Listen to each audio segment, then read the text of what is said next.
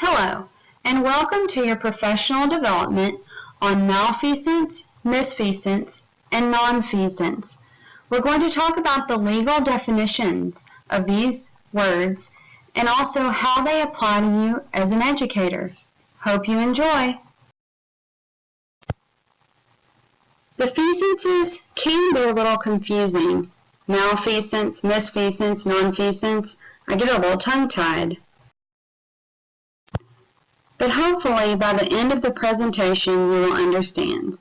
Malfeasance, wrongdoing, especially by a public official, is hard to prove in a court of law because the true definition is rarely agreed upon. Courts agree to an extent, but proving malicious intent is often very difficult. Misfeasance is a little bit different. It's a transgression, especially the wrongful exercise of lawful authority, but it doesn't include malicious intent. As stated previously, malfeasance refers to a perpetrator doing something on purpose with malicious intent, while misfeasance is a little different. It means that you do something unintentional, like hiring your sister without knowing it's against the law. Now we come to nonfeasance, the omission of some act that ought to have been performed, perhaps the easiest one to accidentally do.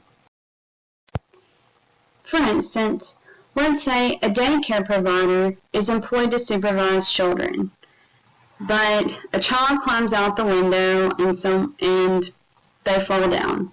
The contracted person on duty was supposed to protect them, so that is nonfeasance. So let's break this down a little more. The feasances are still a little bit confusing, so I'm going to do a comparison between each. These three examples involve a catering company being hired by a company to provide drinks and food. It's nonfeasance if they decide not to show up. It's misfeasance if they only provide drinks, and it would be considered malfeasance if they're paid by another company to poison the food. Now that we've seen what it means for a catering company, what exactly does this mean for us as educators? I have a few examples. Okay, here goes the feasances for education. Misfeasance, failure to act in an appropriate manner with the students.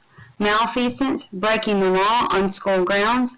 Or nonfeasance, the failure to perform your assigned duty. Alright, so let's look at misfeasance. For instance, you could use too much force when breaking up a fight, or a teacher that does not perform your duty according to a code of conduct. So any kind of safety code violation could be misfeasance. Now we get to malfeasance for education.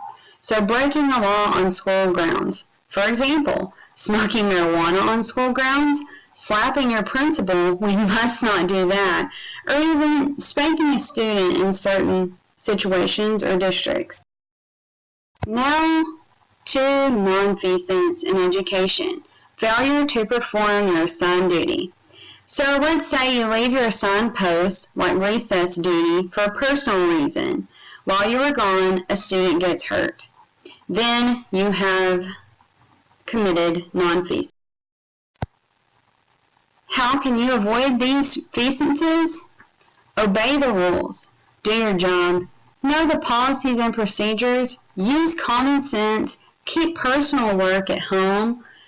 And the safety of your students always comes first. What are the consequences of committing these feasances? Depending on the severity of the incident, consequences can range from a verbal warning to the loss of your teacher certification or even jail time in some instances. I did a little investigation when creating this slideshow.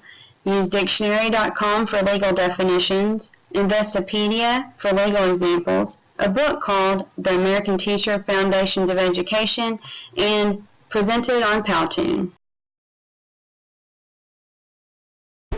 created using Powtoon.